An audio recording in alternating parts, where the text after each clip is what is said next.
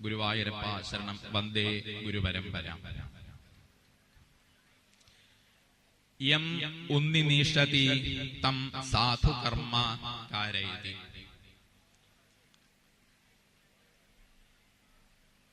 ആരെയാണോ ഭഗവാൻ ഗുരുവായൂരപ്പൻ നീ എന്റേതാണ് എന്ന് കരുതി അനുഗ്രഹിക്കണം എന്ന് ഉദ്ദേശിച്ചിട്ടുള്ളത്, അഥവാ ഉദ്ധരിക്കണം എന്ന് കരുതിയിട്ടുള്ളത്, ആ ആളെ കൊണ്ട് നിരന്തരമായി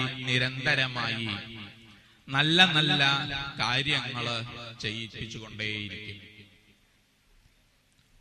നമ്മൾ വേണ്ട എന്ന് വിചാരിച്ചാൽ പോലും ആ സന്ദർഭങ്ങളിലേക്ക് ഭഗവാന്റെ ഇച്ഛയ്ക്കനുസരിച്ച് നമ്മളെ ഓരോരുത്തരെയും കൊണ്ടുവന്നിടുന്നെ ചെയ്യും ഭഗവാൻ. കാരണം നമ്മളെ ഓരോരുത്തരെയും ഭഗവാൻ ഉദ്ധരിക്കാനാണ് എല്ലാ സന്ദർഭത്തിലും ശ്രമിച്ചുകൊണ്ടിരിക്കുന്നത്. അതിന് അദ്ദേഹത്തിൻ്റെതായിട്ടുള്ള ഓരോ പ്രവർത്തനങ്ങളുണ്ട് എന്ന് മാത്രമേ ഉള്ളൂ. നമുക്കത് മനസ്സിലാക്കാൻ സാധിക്കണില്ല പെട്ടെന്ന്. ഇന്നിപ്പോ പ്രത്യേകിച്ച് ഒരു 1.5 മാസമായിട്ട് നമ്മൾ കേട്ടുകൊണ്ടിരിക്കുന്ന ഒരു പദമുണ്ടല്ലേ, പ്രത്യേകിച്ച് സോഷ്യൽ മീഡിയകളിലൊക്കെ, എന്താ കുംഭം എന്നുള്ളത്. കുംഭം എന്ന് പറഞ്ഞു കഴിഞ്ഞാൽ സംശയിക്കാനൊന്നുമില്ല. അപ്പൊ നമുക്ക് ഓർമ്മ വരിക നമ്മുടെ ഭാരതത്തിൽ നടക്കുന്ന ആ കുംഭമേളയെ കുറിച്ചാണ്. പല ആൾക്കാരും ഈ നാട്ടിൽ നിന്ന് ചിലപ്പോൾ അതിനൊക്കെ പങ്കെടുക്കാൻ പോയിട്ടുണ്ടാവും, പങ്കെടുക്കണമെന്ന് ആഗ്രഹിച്ചിട്ടുള്ളവരുണ്ടാവും. അതിന്റെ കഥകളൊക്കെ നമുക്ക് മനസ്സിലാക്കാൻ സാധിച്ചിട്ടുണ്ടാവും. ചിലപ്പോൾ ഭഗവാന്റെ അമൃതമഥന കഥകളുമായി ബന്ധപ്പെട്ടിട്ടുള്ള ആ കഥയൊക്കെ പല ആൾക്കാരും പറയുന്നത് കേട്ടിട്ടുണ്ടാവാം. അവിടെ അമൃത് വീണു എന്നും അതുകൊണ്ടാണ് ആ സ്ഥലത്തിന് ഇത്രയധികം പുണ്യമുണ്ടായത് എന്നും ആ തീർത്ഥ സ്നാനത്തിന് ആഗ്രഹിച്ചുകൊണ്ട് അവിടെ നമ്മുടെ രാജ്യത്തിന്റെ നാനാഭാഗത്തു നിന്നും വരുന്ന സജ്ജനങ്ങള്, സാധുജനങ്ങള് അവിടെ എത്തുന്നുണ്ട്.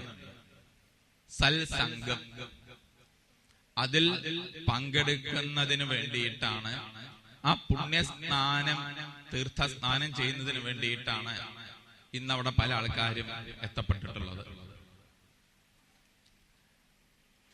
അപ്പൊ ഇതില് പങ്കെടുക്കണം എന്ന് ആഗ്രഹിച്ചിട്ട് പല കാരണങ്ങളെ കൊണ്ടും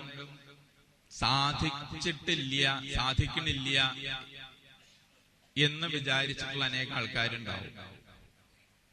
ഇങ്ങനെ നല്ലൊരു കാര്യത്തില് പോണമെന്ന് ആഗ്രഹിക്കുന്നുണ്ട് കേട്ടോ, പക്ഷെ സാധിച്ചില്ല. കാരണം അത്ര അധികം സാധുജനങ്ങളെ, സജ്ജനങ്ങളെ, മഹത് വ്യക്തികളെ കാണാനും അവരുമായിട്ട് ആ സജ്ജന സംസർഗം നേടാനൊക്കെ പറ്റിയിട്ടുള്ള സന്ദർഭമാണ്. പക്ഷെ ഒട്ടും തന്നെ ഖേദിക്കേണ്ടതില്ല. കാരണം എന്താണെങ്കിൽ ഇതെല്ലാം മുന്നിൽ കണ്ടുകൊണ്ടാവാം നമ്മുടെ പൂർവസൂരികള്, അതായത് പൂർവപിതാക്കന്മാര് നമ്മുടെ ദേശത്ത് ധാരാളം ക്ഷേത്രങ്ങള് പണിതത്. കാരണം എന്താണെങ്കിൽ ഈ ക്ഷേത്രങ്ങൾ ഓരോന്നും തന്നെ ഈ പറയുന്ന അമൃത കുംഭങ്ങൾ നിറഞ്ഞതാണ്. അപ്പൊ ക്ഷേത്രത്തിന്റെ പ്രാധാന്യം എന്താ, നമ്മളത് മനസ്സിലാക്കേണ്ടതാണ്.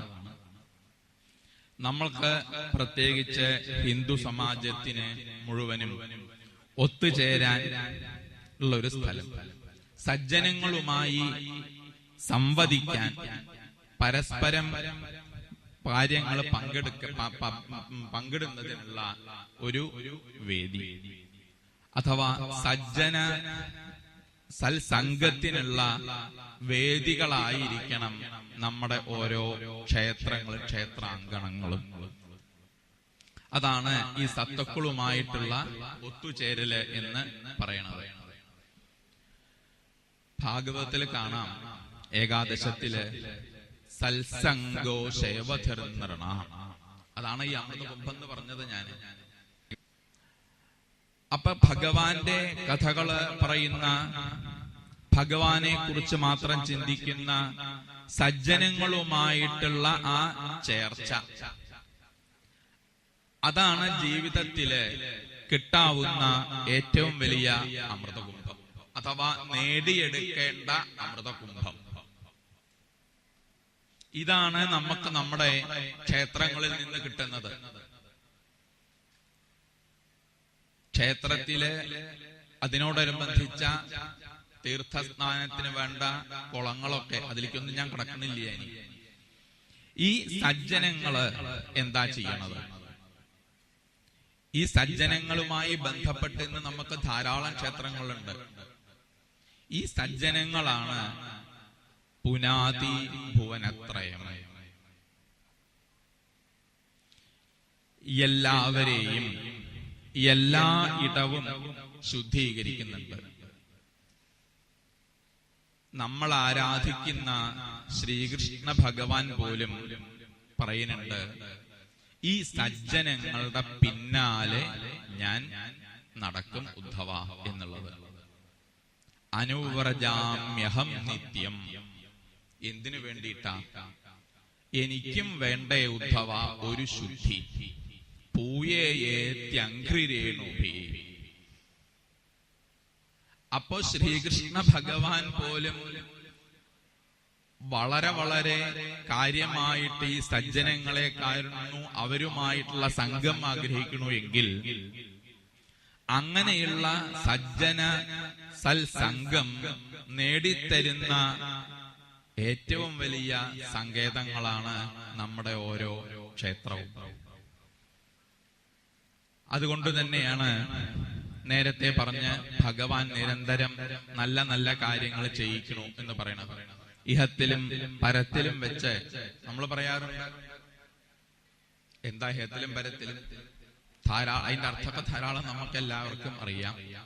ചെയ്യാവുന്നതിൽ വെച്ച് ഏറ്റവും നല്ല കാര്യമാണ് ക്ഷേത്ര നിർമ്മാണം, ക്ഷേത്ര പുനരുദ്ധാരണം, നവീകരണം തുടങ്ങിയ കാര്യങ്ങൾ. അത് ഒരാൾക്കും വേണ്ടിയിട്ടുള്ളതല്ല, സമൂഹത്തിന്റെ മുഴുവൻ ഉയർച്ചയ്ക്ക്, ശ്രേയസ്സിന് വേണ്ടിയിട്ടാണ്